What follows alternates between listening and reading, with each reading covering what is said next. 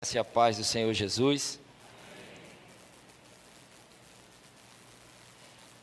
Mais um dia dentro das celebrações alusivas aos 102 anos da Igreja Batista Betel. Um momento de muita alegria na presença de Deus, na comunhão dos irmãos. E desde ontem nós estivemos aqui refletindo, louvando a Deus e refletindo sobre esse tema que o Senhor nos deu. 102 anos transformando gerações. Amados irmãos, 102 anos é muito tempo. Eu imagino que ninguém aqui tenha mais de 100 anos. Então, nós falamos sobre uma obra que perdura por mais de uma geração. Poderíamos dizer que uma obra que já alcança diversas gerações. E ao longo desses dias nós temos refletido sobre aquilo que está no livro de Atos, no capítulo 17, no verso 6, na parte final do verso 6, que diz: esses homens que têm alvoroçado o mundo inteiro, chegaram agora aqui. E ontem nós refletimos sobre o avanço missionário e como esse avanço missionário se dá, refletindo a partir da equipe missionária de Paulo e Silas, da primeira equipe missionária de Paulo e Barnabé, e como é que a igreja avançava nesse período. Então nós refletimos ontem que o ponto de partida é a oração. Nós refletimos que a oração também é parte do processo de avanço missionário. E à medida que a igreja ora, o terreno é preparado. À medida que a igreja ora, o terreno e a estrada são pavimentados. E hoje pela manhã nós refletimos sobre o avanço missionário e o poder do Espírito Santo. Porque a partir da oração perseverante e constante da igreja, que o poder do Espírito Santo é derramado. E a partir do derramamento do Espírito Santo, que a igreja avança. A igreja não avança na força do braço. A igreja não avança a partir de suas capacidades humanas. A igreja não avança com base na força da sua oratória. A menos que não haja conversões genuínas. Porque conversão genuína, segundo a Bíblia, só acontece através da ação do Espírito Santo. Não existem atalhos quando o tema é esse. O texto bíblico é muito claro. Que aqueles que nasceram de novo, eles não nasceram de novo da carne, como pensava Nicodemos, voltar para o ventre de sua mãe. Eles nasceram de Deus e agora são uma nova criatura. Amados irmãos, a igreja, ela precisa estar constantemente voltando seus olhos para as Escrituras. Porque a igreja, à medida que vive nesse mundo, e nós sabemos que nós vivemos num mundo caído, num mundo marcado pelo pecado, há toda sorte de maldade, de condutas, pensamentos e palavras contrários à verdade do Evangelho. Então é muito natural que nós, como integrantes dessa sociedade, sejamos influenciados por ela. Então a única forma de nós não nos amoldarmos à sociedade, aos seus costumes, ao seu modo de ser, de falar, de agir, é quando nós nos voltamos para as Escrituras, é quando nós nos voltamos para o Senhor, é quando seguimos a orientação de Paulo em Romanos, no capítulo 12, quando diz: não se amoldem a este mundo, porque este mundo tem uma forma. Você já viu aquela forma de gelo? Você bota a água, coloca no congelador, depois de um tempo está lá o gelozinho. O mundo também tem sua forma. E o mundo tenta imprimir a sua forma em nós. Tenta fazer com que nós nos adequemos à sua cultura. E só há um modo de escapar disso. É quando nós somos transformados pela renovação da nossa mente. E essa transformação é operada pela ministração da palavra de Deus e pela ação do Espírito Santo. Mas então, pastor, se o avanço missionário começa e se desenvolve com a oração, e se a partir da oração o poder do Espírito Santo é derramado, Nós refletimos sobre a promessa de Joel, capítulo 2, sobre o cumprimento dessa promessa em Atos, no capítulo 2. Mas e agora, pastor? O que acontece com uma igreja que ora e que é cheia do poder do Espírito Santo? É agora, amados irmãos, que chegamos ao núcleo dessa série de mensagens, e agora nos voltamos para o livro de Atos, no capítulo 17, no verso 6, que diz: esses homens que têm causado alvoroço por todo o mundo, agora chegaram aqui. Amados irmãos, existe uma máxima dentro do cristianismo, e essa máxima diz: discípulo gera discípulo. Quem aqui é discípulo de Jesus? Amém.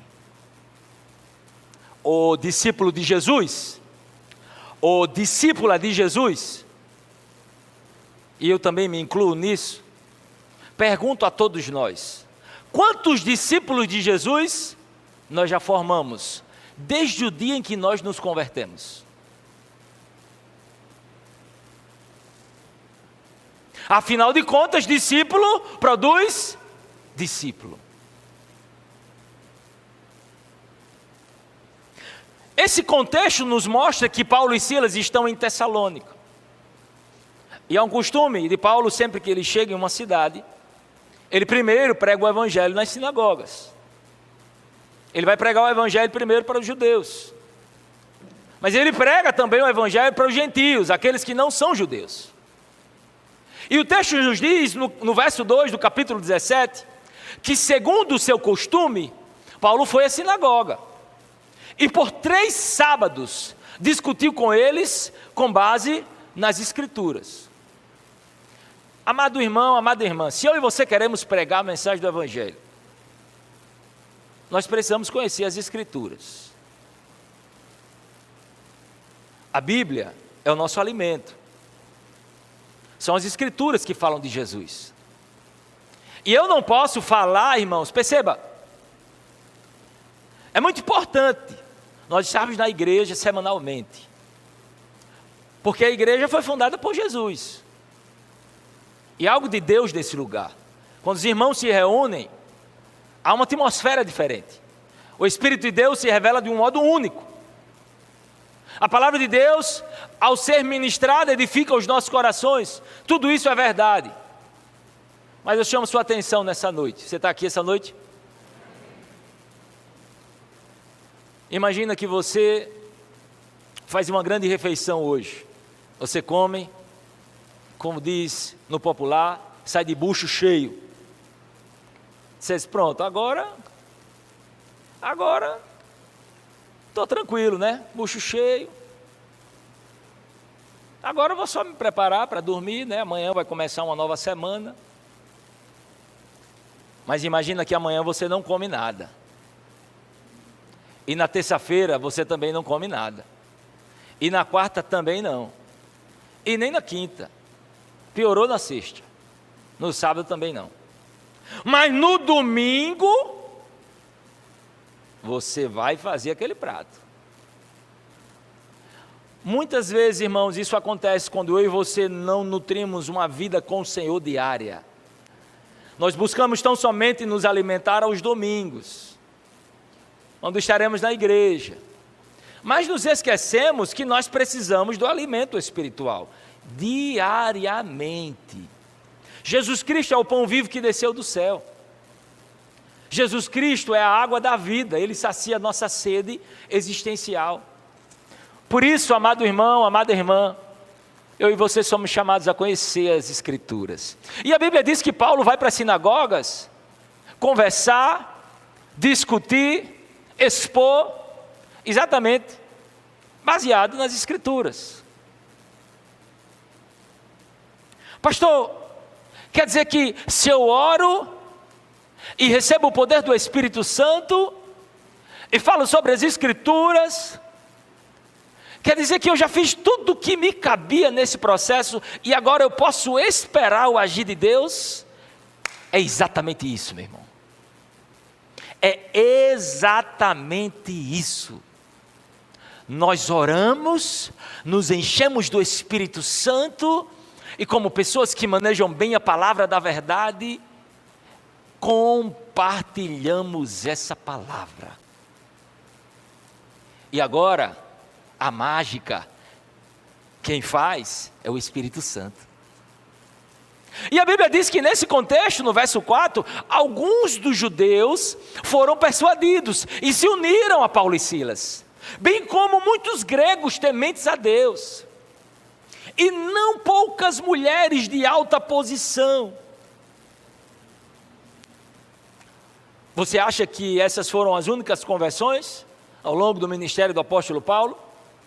A Bíblia, na verdade, nos expõe diversas conversões, diversas vidas que foram transformadas, porque é uma igreja, um cristão, missionários que estão cheios do Espírito Santo, que nutrem uma vida de oração, eles frutificam para a glória de Deus. Você está aqui, meu irmão, essa noite? A Bíblia mostra que durante a primeira viagem missionária de Paulo, um homem chamado Sérgio Paulo, procônsul, ele se rendeu a Jesus. E isso está em Atos, no capítulo 13, no verso 12. E a Bíblia diz que a conversão acontece após uma manifestação do poder de Deus contra um mágico chamado Elimas. Como se não bastasse, ainda no capítulo 13 de Atos, no verso 48, a Bíblia diz que os gentios, ouvindo a mensagem do Evangelho através da vida de Paulo, alegravam-se e glorificavam a palavra do Senhor, e creram todos os que haviam sido destinados para a vida eterna. A Bíblia diz que quando Paulo está em Corinto, Crispo, chefe da sinagoga, ele creu no Senhor com toda a sua casa. Vai anotando a lista aí, irmãos. E não apenas a casa dele, também muitos dos coríntios, ouvindo, criam e eram batizados. Mas a Bíblia diz que Paulo foi também a Atenas, se incomodou com a idolatria que vigorava naquele lugar. E diz a Bíblia que ele, incomodado com essa realidade, ele começa a anunciar o Evangelho. E ali no Areópago, ele começa a expor a verdade do Evangelho. E diz a Bíblia em Atos, no capítulo 17, no verso 34, que alguns homens juntaram-se a ele e creram. Outros zombaram, porque o Evangelho sempre traz os dois lados da moeda. Alguns vão zombar.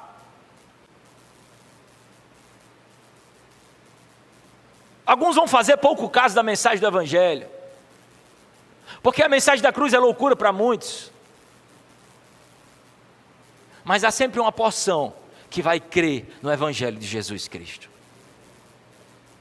E nós precisamos nos voltar especialmente para esses. E a Bíblia diz que ali em Atenas, alguns homens juntaram-se a ele e creram. Entre eles estava Dionísio, membro do Areópago, e também uma mulher chamada Dâmaris, e outros com eles. Uma igreja que ora e que é cheia do poder do Espírito Santo, continua frutificando no reino de Deus, continua impactando uma cidade. E o texto bíblico nos diz que Paulo, quando estava em Éfeso, ele encontrou cristãos que ainda não haviam recebido o Espírito Santo, que ainda não haviam sido batizados. Sabe o que ele fez? Ele impôs as mãos sobre esses cristãos, orou por eles, e diz a Bíblia que eles receberam o Espírito Santo. E logo começaram a orar em outras línguas. E a profetizar. Mas a Bíblia conta que também em Éfeso, você está aqui essa noite? Amém? A Bíblia diz que também em Éfeso, O mover de Deus foi algo tão poderoso, foi algo tão grande, que as pessoas vinham na praça pública, e ali publicamente elas confessavam as suas más obras, os seus pecados. Imagine a cena. Imagine que eu pegasse esse microfone e franqueasse a palavra. E os irmãos, um após o outro, viessem aqui à frente e começassem a confessar os seus pecados. Isso é curioso, irmãos, porque isso é muito incomum. Eu lembro de uma vez, nós estávamos num retiro da juventude, e ali os preletores estavam ministrando, nós estávamos ao redor de uma piscina, e houve um mover poderoso de Deus naquele lugar, de tal modo que os jovens que ali estavam começaram a confessar seus pecados publicamente. Olha só o que o Espírito Santo faz. Mas quando o Espírito Santo está nesse ambiente, irmãos, não é para que os pecados confessados se tornem fofoca gospel, para estar lá no site de fofoca gospel. Não é isso. Não é para que você levante o dedo de acusação contra o irmão. O temor, irmãos, é tão grande quando Deus está se revelando. A graça de Deus se revela de uma maneira tão profunda que não há espaço para esse tipo de coisa. Todos somos tomados pela glória de Deus. Um grande temor vem sobre nós. E nós sentimos amor e compaixão pelos nossos irmãos.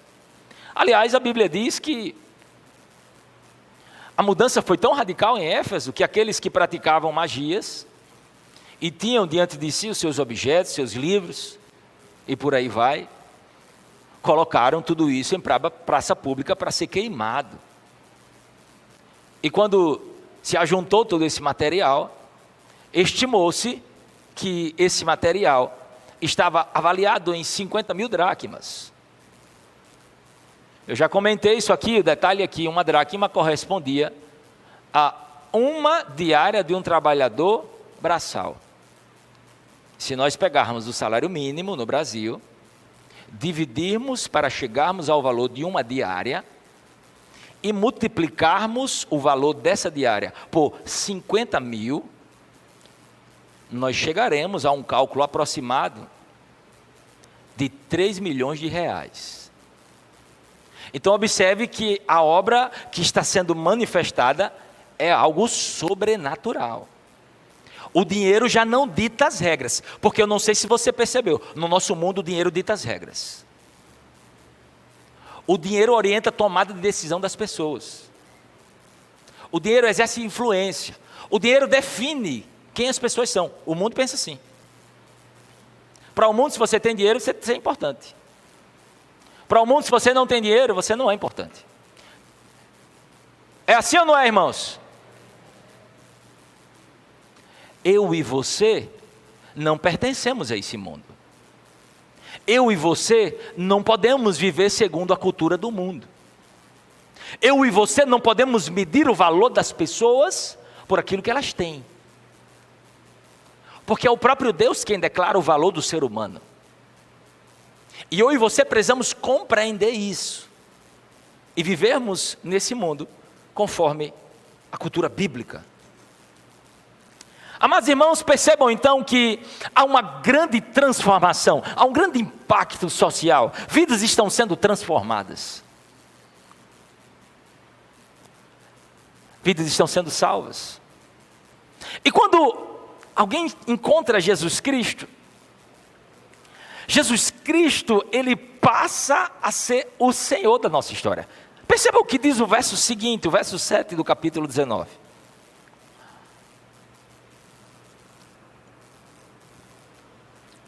O texto diz: e Jasón os recebeu em sua casa.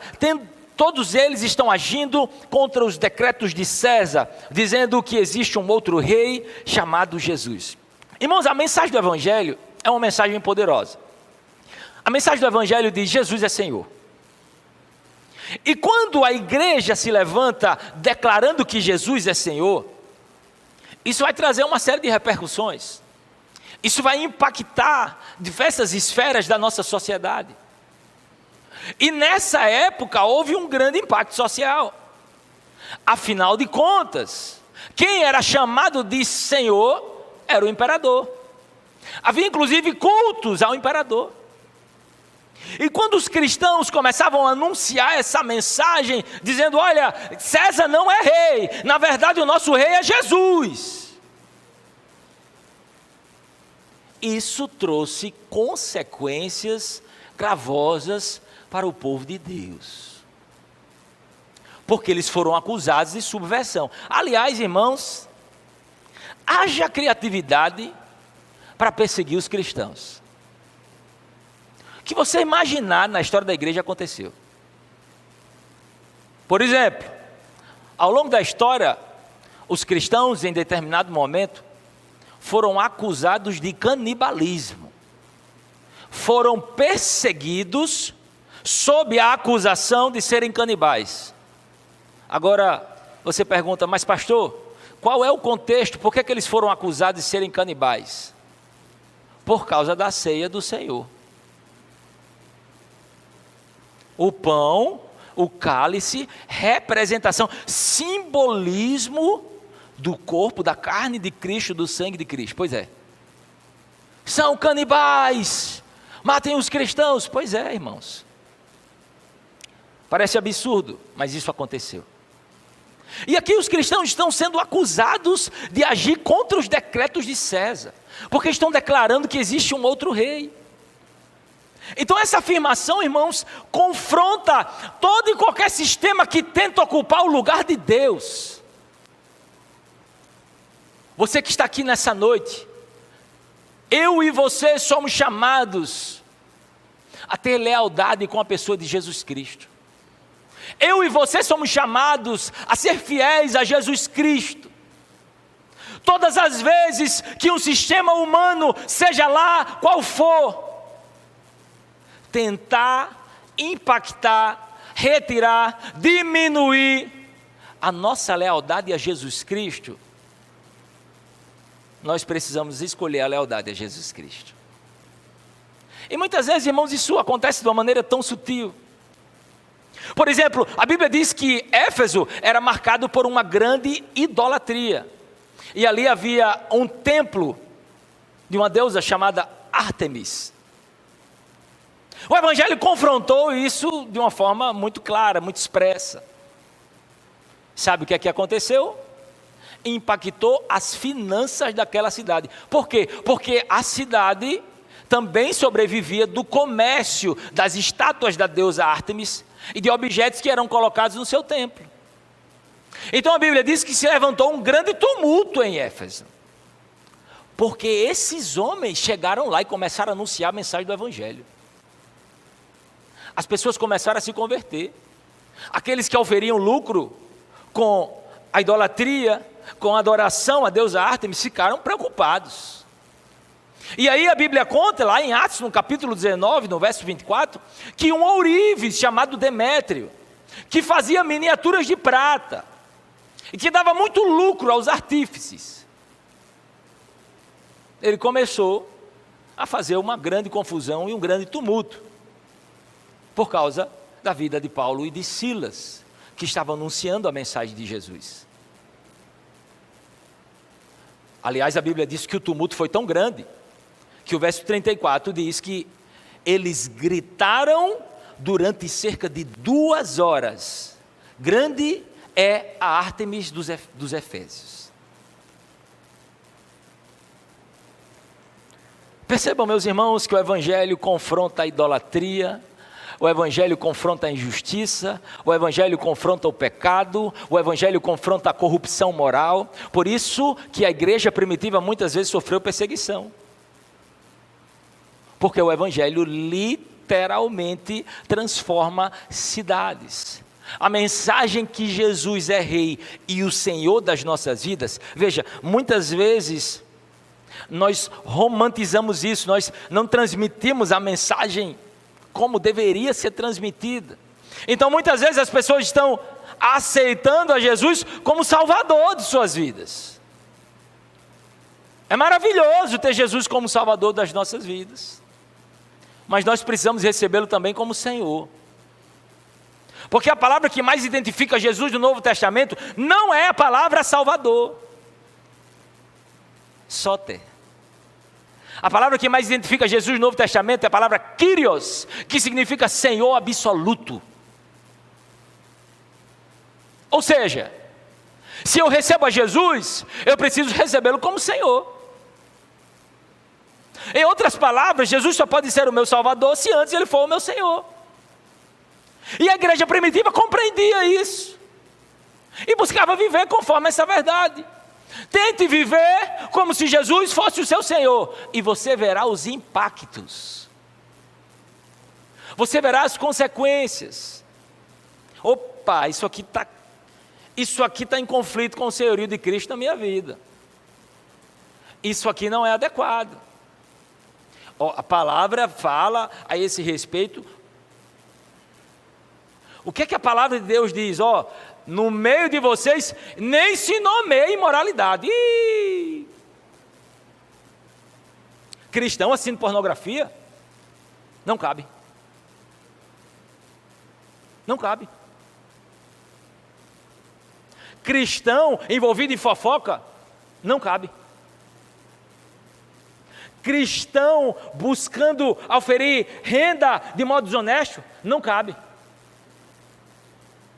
Cristão utilizando a sua boca para difamar pessoas? Não cabe. A Bíblia diz que da vossa boca só sai a palavra de edificação. Então percebam, meus irmãos, que há uma série de prescrições bíblicas, há uma série de orientações, há uma série de mandamentos que vão nortear a caminhada da igreja. E é aí que se manifesta o senhorio de Cristo nas nossas vidas. Se nós estamos dispostos a nos submeter ao jugo de Cristo. Agora, uma coisa é certa, o jugo dele é suave e o fardo dele é leve. Difícil é estar sob o jugo de Satanás, porque o diabo é enganador e mentiroso. O diabo promete tudo e não entrega nada. Ele engana até aqueles que lhe servem. O diabo é traiçoeiro. Ele dá com a mão e tira com a outra. Mas Jesus não. Jesus disse: eu vim para que vocês tenham cansaço e tristeza. Não foi isso que ele disse? Só quem está acordado, prestando atenção, o que foi que Jesus disse? Eu vim para que tenham vida e a tenham em abundância.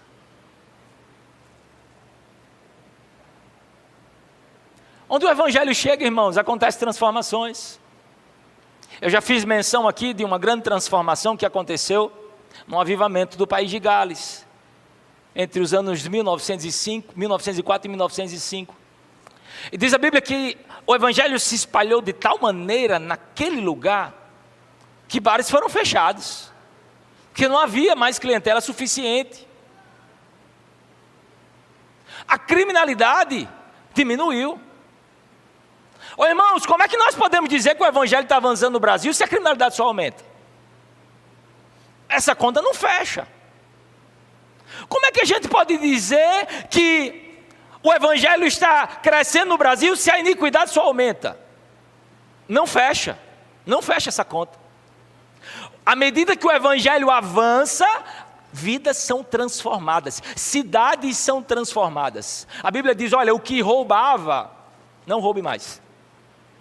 Já não faz sentido essa vida para você. O que mentia, pare de mentir. E então há uma série de normas e de orientações para aqueles que agora estão em Cristo Jesus, porque eles são novas criaturas. Eles são homens e mulheres de oração. Eles são homens e mulheres que estão cheios do poder do Espírito Santo. E eles estão comprometidos com a causa de Deus. Os interesses de Deus são os interesses deles. As preocupações de Deus são a preocupação do seu povo. E aquilo que Deus está fazendo na terra, Ele faz através da sua igreja.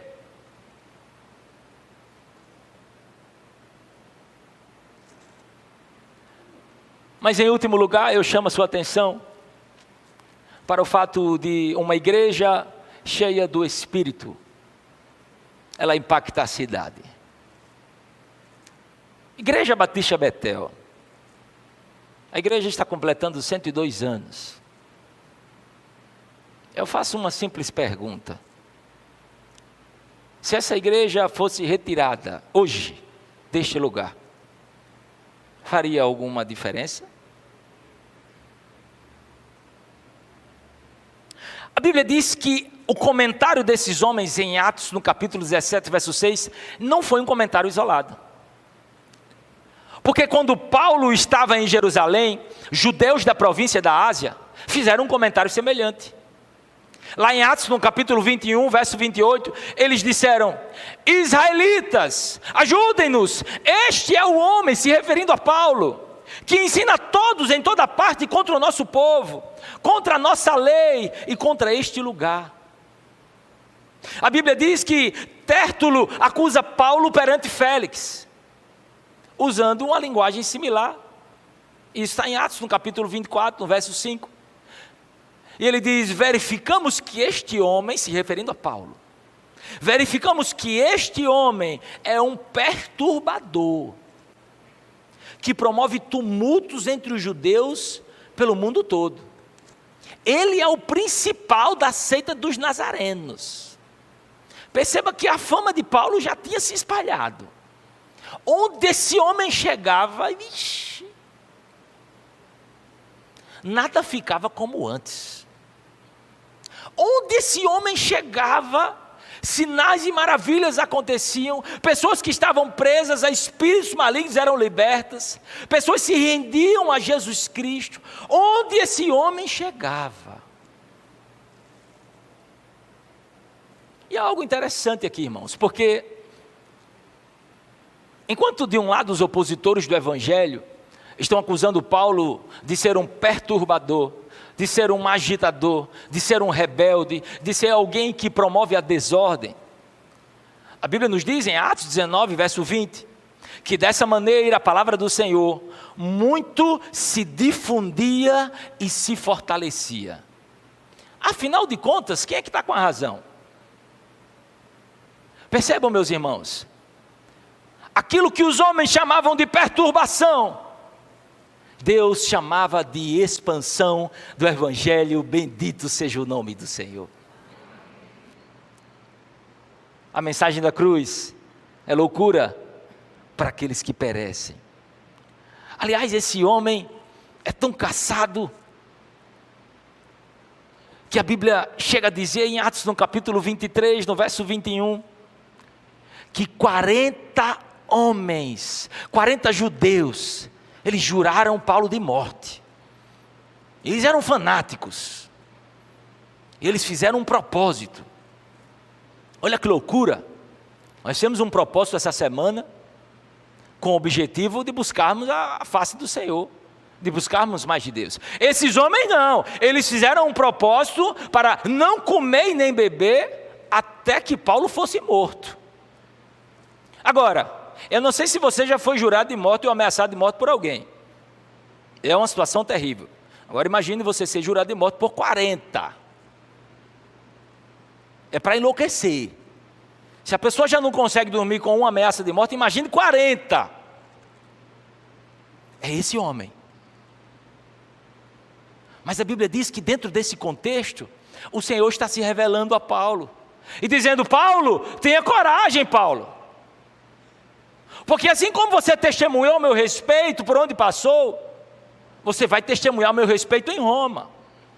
E nenhum mal lhe acontecerá, Paulo.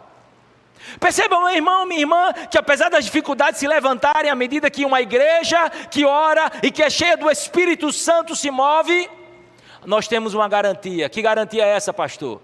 A presença constante do nosso Deus conosco. Ah, meu Deus, vocês estão dormindo. Nós temos uma promessa maravilhosa, igreja do Senhor, a presença constante do Senhor conosco. Então, ainda que se levantem o inferno, demônios, pessoas se levantando contra a igreja, nós temos uma segurança: Deus está conosco. E se Deus é por nós, quem será contra nós? Até hoje essa pergunta não foi respondida. E nunca será.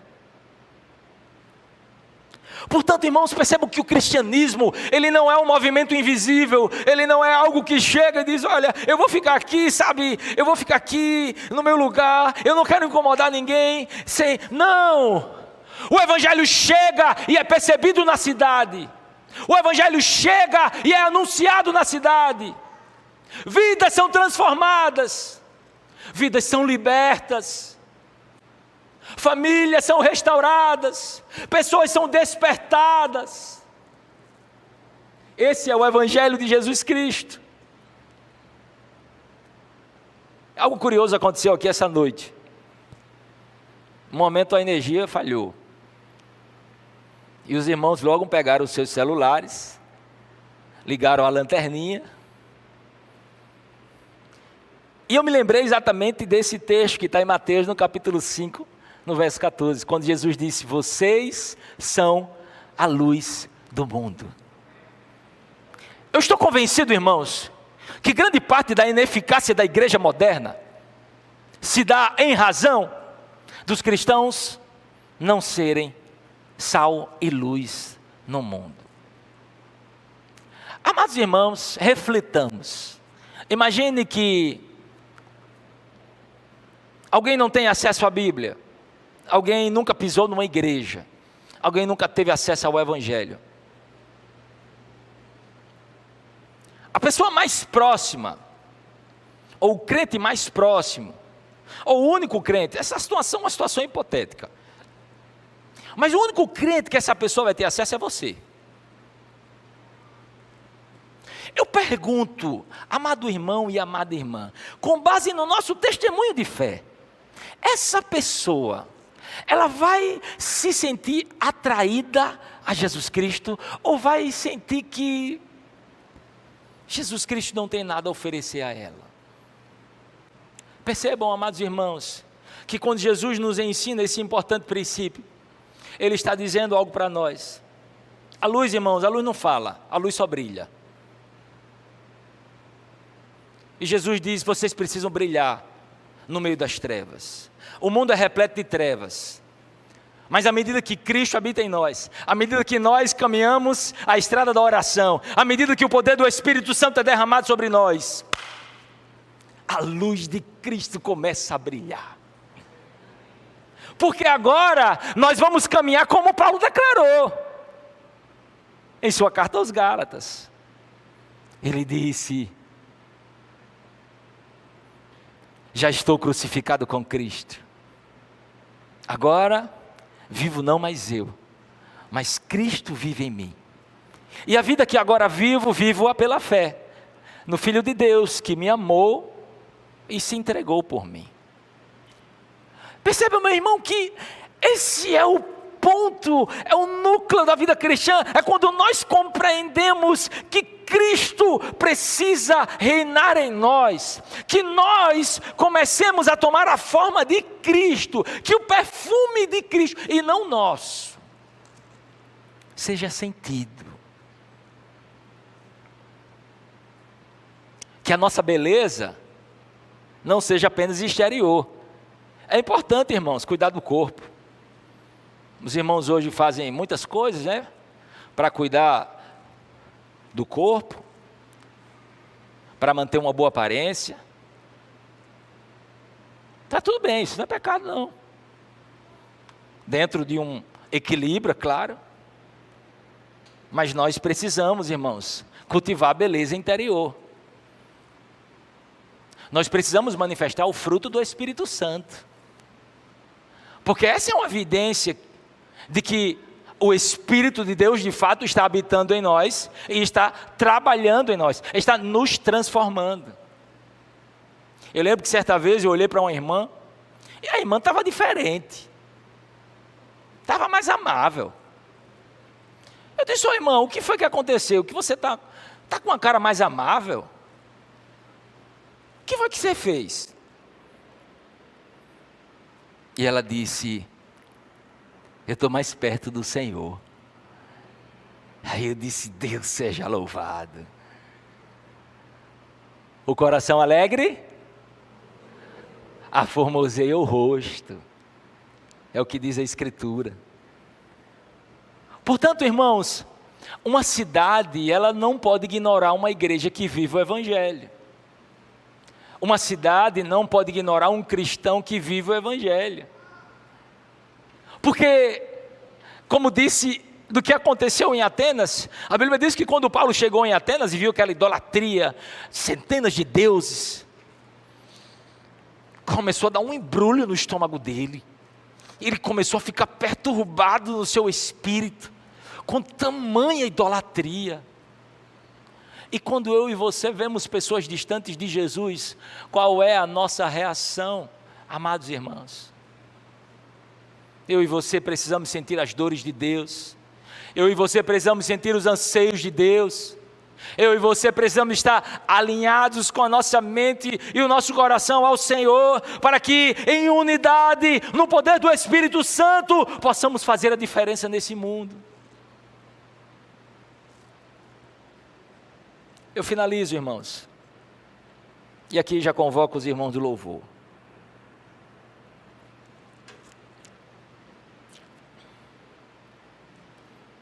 Ao longo dos seus 102 anos, irmãos, nós precisamos entender o sustento de Deus por mais de um século. Mas a igreja, ela não chegou até aqui com base em tradições humanas. Por mais otimista que alguém seja, a igreja não chegaria. No sábado nós tínhamos colegas pastores aqui, e eu fiz uma pergunta, eu disse: pastores, é fácil estar à frente da igreja de Deus? E todos unanimemente disseram: não, não é fácil. Só quem está pastoreando a igreja do Senhor sabe o quão difícil é. Então acredite, para uma igreja chegar aos seus 102 anos, meu irmão, só tem uma explicação: a boa mão do Senhor. Pode ter certeza, são dificuldades que você não queira saber. Mas o Senhor está nos lembrando princípios importantes que manterão a saúde espiritual da sua igreja, que farão com que a igreja do Senhor não se torne um museu que vive de glórias passadas. Não, Deus quer tornar a sua igreja uma igreja viva. Deus quer reacender a chama para que essa igreja prossiga no seu propósito de proclamar o Evangelho, para que vidas e mais vidas continuem a ser alcançadas por Jesus Cristo. Mas nós entendemos que isso acontece à medida que nós oramos, à medida que nós nos enchemos do poder do Espírito Santo. E a consequência inevitável é o impacto de cidades. Ah, meu irmão, você não tem ideia do que Deus quer fazer através da sua vida. Meu Deus, vocês estão dormindo e a gente chegou no final da pregação. Irmãos, vocês não têm ideia do que Deus quer fazer através da vida de vocês.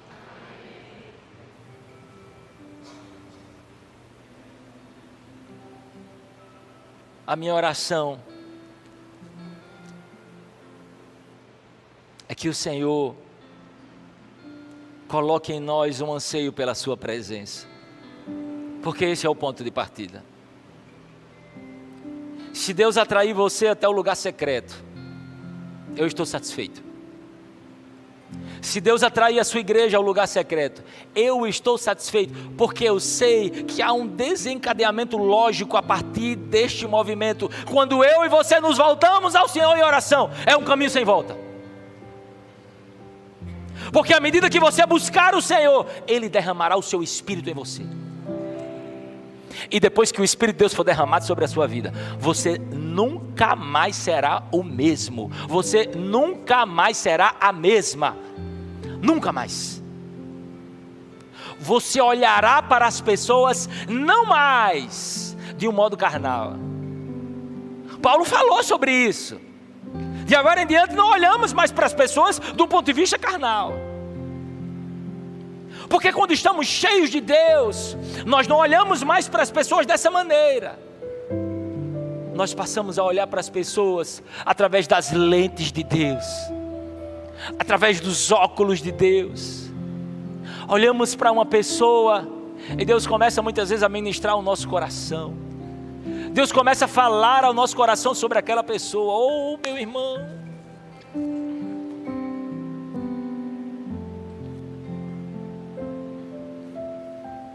durante esses dias, nós terminamos um culto na igreja. E praticamente a igreja tinha fechado. E eu conversava com uma pessoa na porta da igreja. Irmão, o culto já tinha acabado. Mas eu comecei a sentir a presença forte do Espírito Santo. E o Senhor começou a falar o meu coração. A pessoa não estava falando nada. Deus começou a falar o meu coração sobre a vida daquela pessoa. E eu disse: olha, o Senhor manda te dizer algumas coisas. E eu comecei a falar aquilo que estava queimando no meu coração. E sabe o que aconteceu? Eu percebi que aquela pessoa foi ministrada. Deus estava ministrando ao coração dela. Quando eu e você nos enchemos do Espírito Santo, irmãos, nós não conseguiremos ficar neutros diante de realidades que ofendem um caráter de Deus, que ofendem o Evangelho, situações de idolatria, sabe? Seja lá qual for a situação que esteja em desacordo com a palavra de Deus, não vai ser mais possível. Quando eu e você estamos cheios do Espírito Santo, começamos a proclamar o Evangelho. Você pode não ter a preparação adequada, você pode não ter frequentado um seminário, mas Jesus disse: naquela hora o Espírito Santo dirá o que vocês precisam falar. E quando nós dependemos dele, Ele nunca falha, irmãos. Ele nunca falha. Eu lhe convido nessa noite a se render a Jesus. Pastor, esse é um apelo. Eita, meu irmão, que mente religiosa terrível. Esse é um apelo para novos convertidos, meu irmão. Se renda a Jesus nessa noite. Eu sou o primeiro.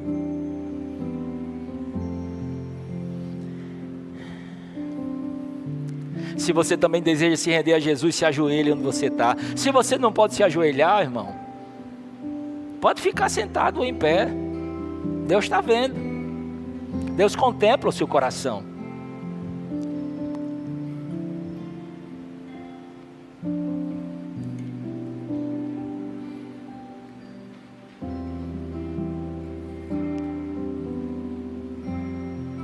Senhor, à medida que celebramos os 102 anos de existência dessa igreja, o sentimento de gratidão invade o nosso coração. Nós te bendizemos, nós te louvamos, porque até aqui nos ajudou o Senhor, até aqui o Senhor nos conduziu, e nós temos clareza quanto a isso. Mas, Senhor, nós queremos mais. Senhor,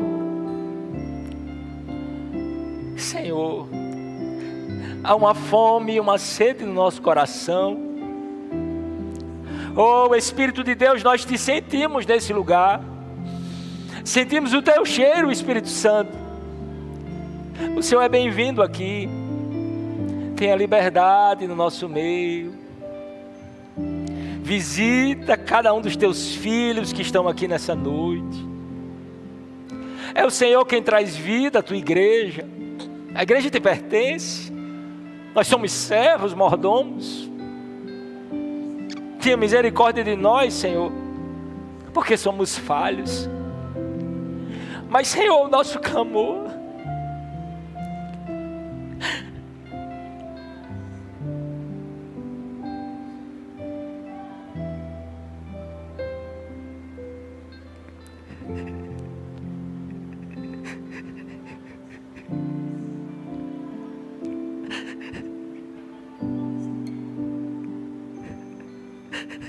Quem sou eu sem ter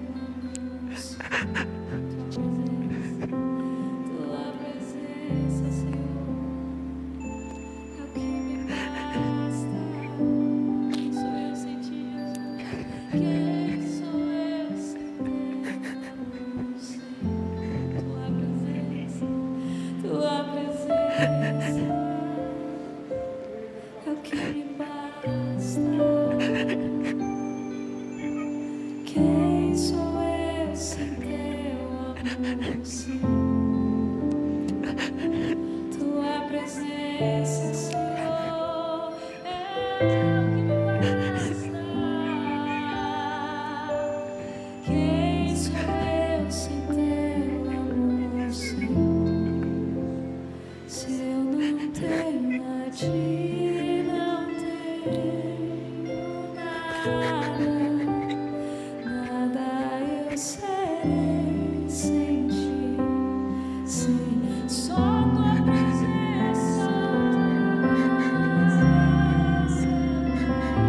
me basta, eu te levarei onde eu for.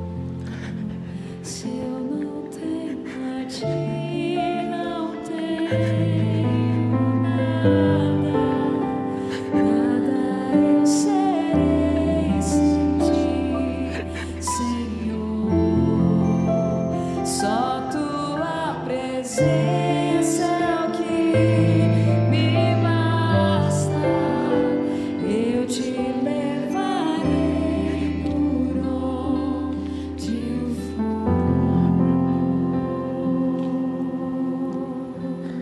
Sabe, irmãos, quando ele chega, tudo muda.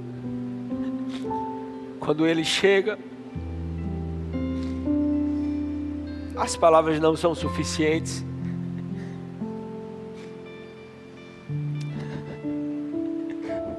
E o Senhor disse que isso aconteceria. Aqueles que estavam na sexta-feira, no sábado, perdão,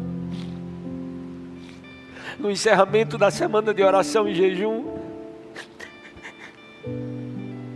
eu creio que há muito mais de Deus para essa igreja.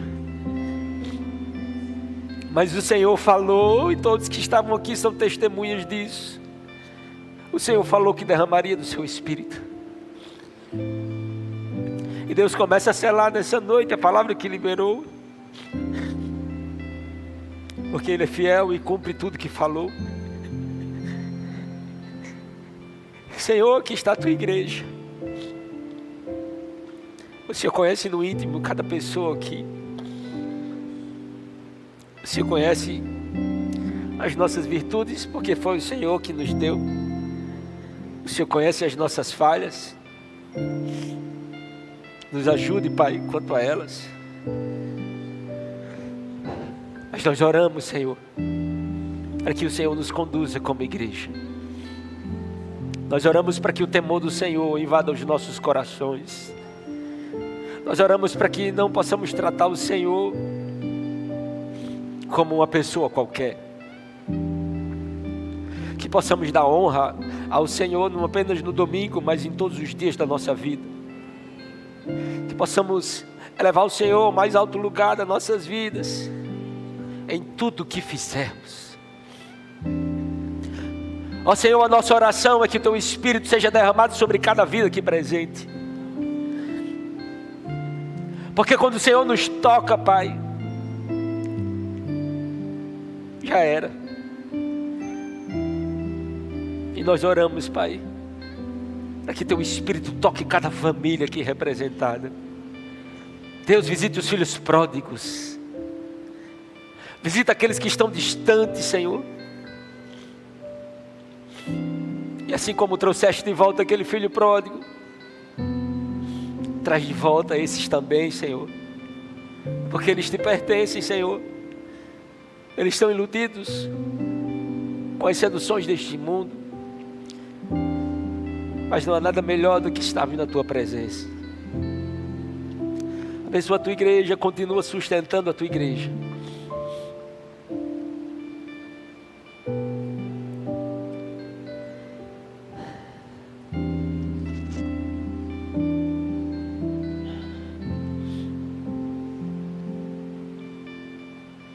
Irmão, não estou com vontade de ir embora não. Eu não sei você.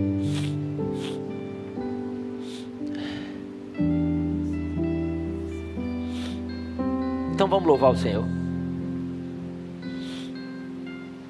Não tenho nada eu serei sem ti, Senhor. Só tua presença aqui me basta. Eu te levarei por onde eu for. Diga a tua presença é o que nos basta, é o que me basta. Tu és tudo, Senhor. Quem sou eu sem teu amor, Senhor? Tua presença é o que me basta. Quem sou eu sem ti, Jesus? Quem sou eu sem teu amor, Senhor? Tua presença é o que me basta. Quem sou eu sem teu amor, Senhor? Tua presença é o que me basta. Quem sou eu sem teu amor, Senhor? Se eu não tenho a ti, não tenho nada eu serei sem ti, Senhor. Só tua presença é o que me basta. Eu te levarei por onde eu for. Se eu não tenho a ti, não tenho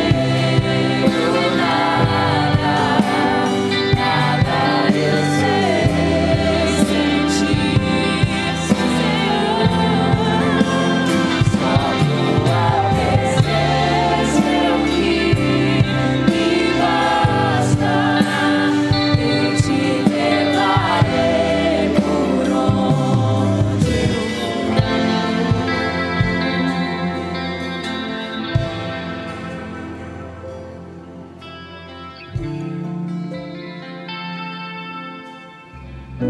A presença de Deus, ela só é derramada naquilo que Deus aprova.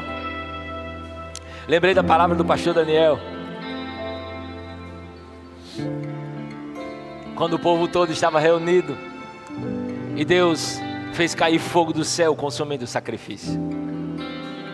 Quando isso acontecia, Deus estava dando um recado claro ao povo: eu me agrado do sacrifício de vocês. E à medida que o Espírito de Deus é derramado nessa noite, o Senhor está falando com a Igreja Batista Betel. O Senhor está dizendo: eu recebo as orações, o jejum, a humilhação, a entrega que vocês, Igreja do Senhor, fizeram a mim. E como sinal de que eu recebo, eu derramo o meu Espírito. Nós te bendizemos, Senhor. Amados irmãos, nós temos a nossa querida irmã Helena. O pastor Miguel contou que fez uma visita e ela decidiu entregar sua vida a Jesus. E a semelhança do que aconteceu em Éfeso, ela veio corajosamente aqui à frente confirmar essa decisão publicamente. Você pode dar glória a Deus por isso? E nós aproveitamos a oportunidade e perguntamos: há mais alguém que deseja também estar aqui com a Helena? Alguém que deseja dizer sim a Jesus nessa noite? Alguém que deseja fazer parte da igreja do Senhor? Você deseja? Há alguém aqui que deseja? Se você quer, vem aqui à frente. E nós vamos orar por você. Pastor Miguel, eu queria que você orasse. Tem algum microfone aí? Eu queria que você orasse pela vida da Helena. É com grande alegria que nós a recebemos aqui nessa noite. Deus abençoe sua vida. Para quem não sabe, Helena é amiga, é irmã de Julieta. Mora em Caruaru. E nós tivemos o privilégio e a felicidade de visitá-la na casa de Julieta. E ali nós proclamamos o Evangelho, compartilhamos o Evangelho. E ela resolveu entregar sua vida a Jesus. Não é isso mesmo, Helena? Sim, amém. Amém. É claro que estar aqui à frente, não é? Tomar uma decisão.